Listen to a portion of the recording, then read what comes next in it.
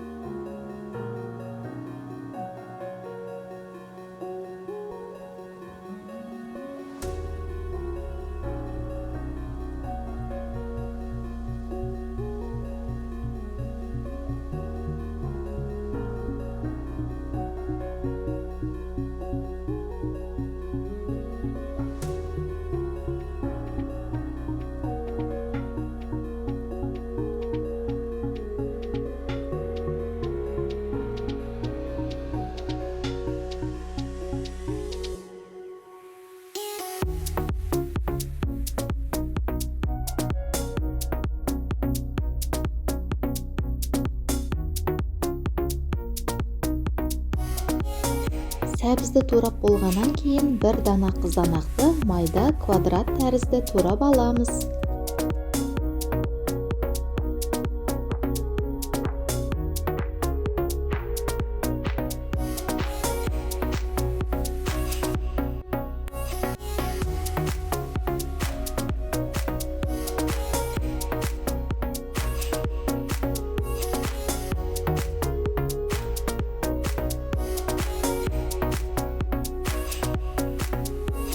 Елу граммдай құйрық майды да майдалап турап аласыздар.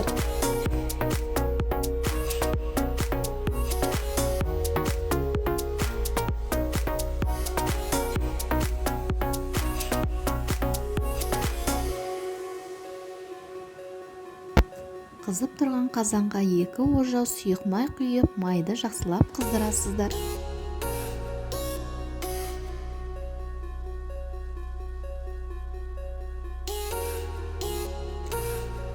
Қатты қызған майға турап алған құйрық майды салып шыжғыртамыз.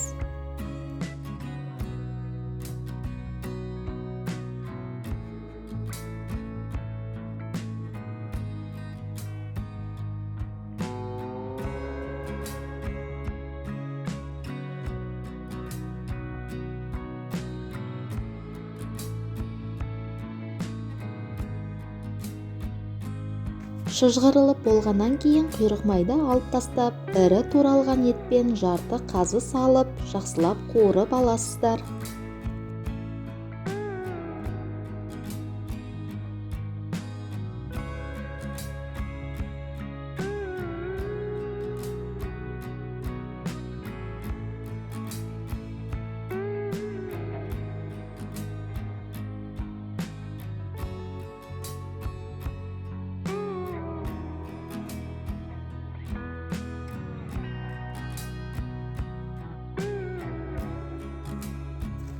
Үстіне бір дана пияз турап, оны да жақсылап қуырамыз.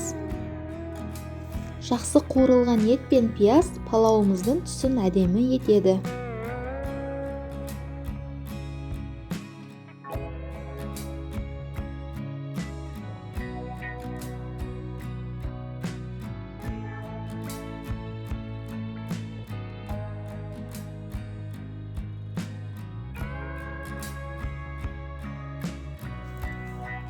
Қазанға қызанақ салып, жақсылап барлығын араластырамыз.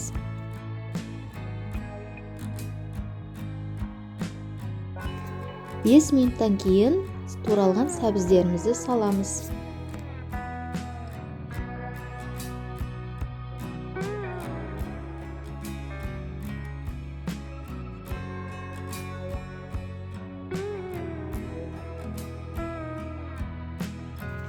Араластырып болғаннан кейін бір түн салқын суда тұрған ноқат пен жақсылап жуылған изюмді және де жарты шай қасық зира қосамыз.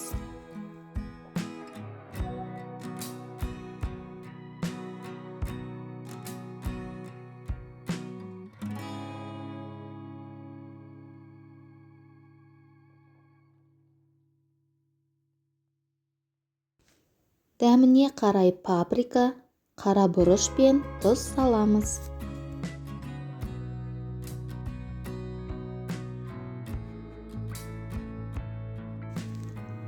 Қазанның бетін жауып, жарты сағат жай отта бұқтырамыз.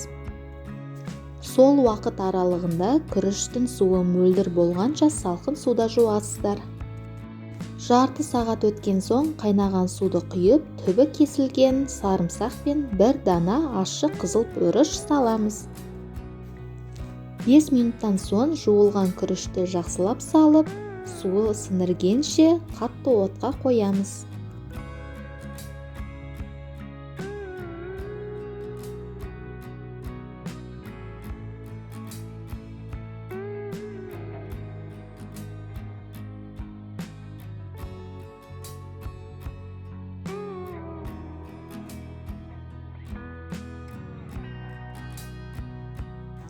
Суы сіңген соң жақсылап араластырып, орталарын ашып пергаментпен жабасыздар.